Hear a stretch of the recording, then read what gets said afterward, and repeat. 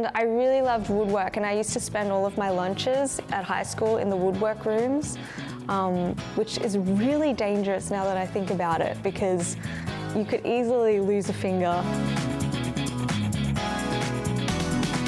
¿Qué onda, exanautas? Yo soy Pau. Y yo soy Ali, y el día de hoy en KVIBE nos acompaña una gran artista, Olivia Marsh.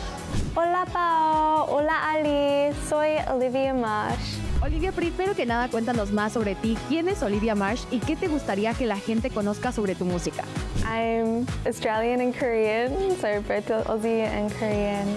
And I grew up in Australia, but also spent some time as a kid in Korea. So they're both cultures that are really deeply rooted within me. So that's kind of who I am. And yeah, I've been songwriting for a little bit now, but so excited to have my own music out in the world. And this EP, this first EP, is one that's really personal to me, and I'm very excited for you guys to be able to hear the songs. Olivia, tu primer single fue una gran introducción a tu música, pero ahora puedes contarnos por qué escogiste Strategy y Backseat como las canciones principales de tu nuevo EP. My mom, she has a very, very good ear, and I really, really trust her judgment. And I had all of these songs that I was considering for the project, and was kind of tossing up between which one to pick as the title. So I had my mom, I actually played the songs for my mom, played all of the songs for my mom, and she helped me pick the title track. And she was like, oh, I really like Backseat and Strategy. So I was kind of like tossing up between those two, but also my amazing team at Amplify. We almost did a vote, I think, at the time, because they all heard the songs and were familiar with the songs, and they all thought that Strategy was the one, and I trust their gut. They're such an amazing team, and they've been so supportive. So I was like, yeah, let's go with Strategy. So that's kind of how it came about.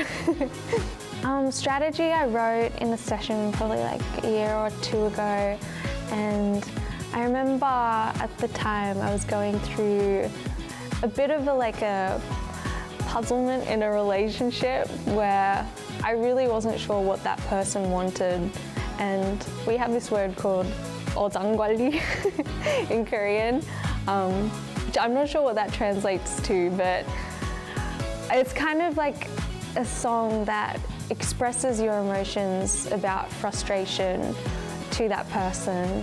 But I wanted it to be in kind of like a fun and light-hearted way.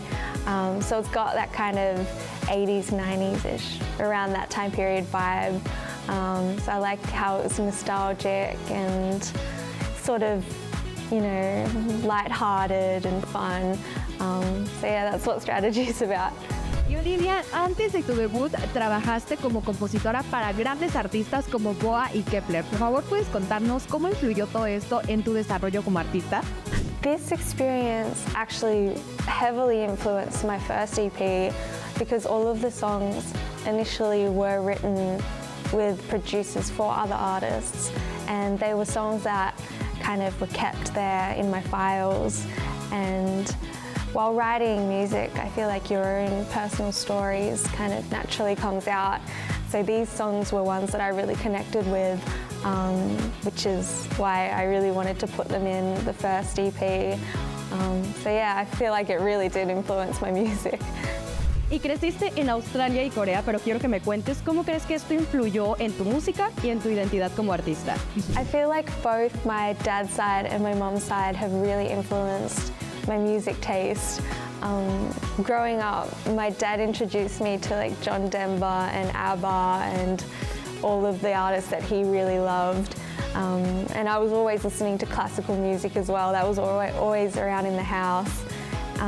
My mum used to sing those Korean lullabies, traditional lullabies to me when I was a kid. And I kind of grew up as a kid listening to her voice and learning these songs. I think the first song I ever learnt was Nabia. And then I moved to Korea and was introduced with K-pop music and K-pop culture. And I feel like that kind of stuck with me. and to this day I really, really love K-pop music. So both sides have really influenced my musical style. ¿Y tienes alguna rutina o ritual que sigas cuando estás componiendo música? When I'm recording by myself, I have a very specific routine, which is I either go grab a coffee or like takeout coffee, or I get an espresso and put almond breeze in it and mix it.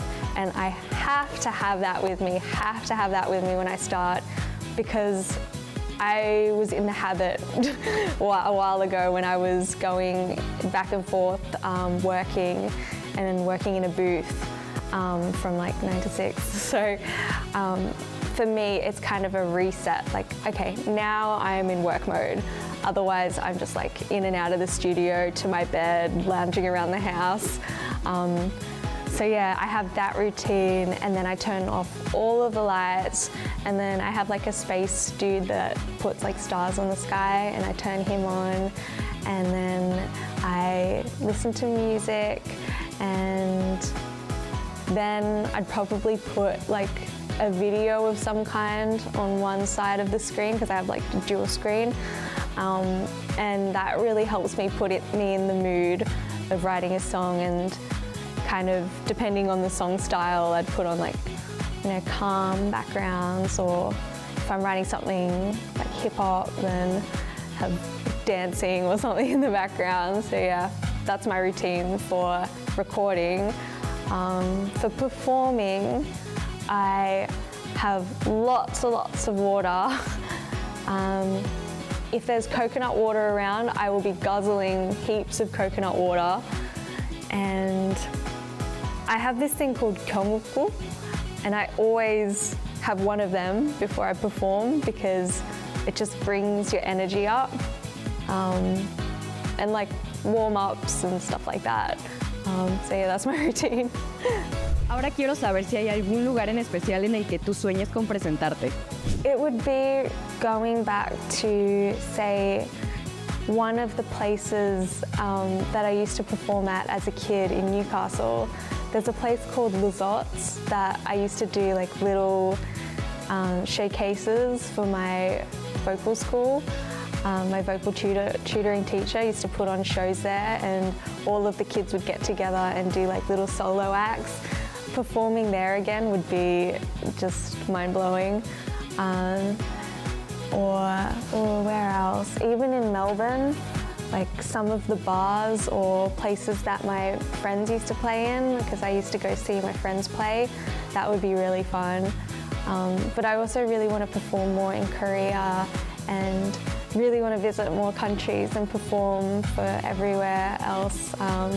So yeah, I'm really open to lots of opportunities.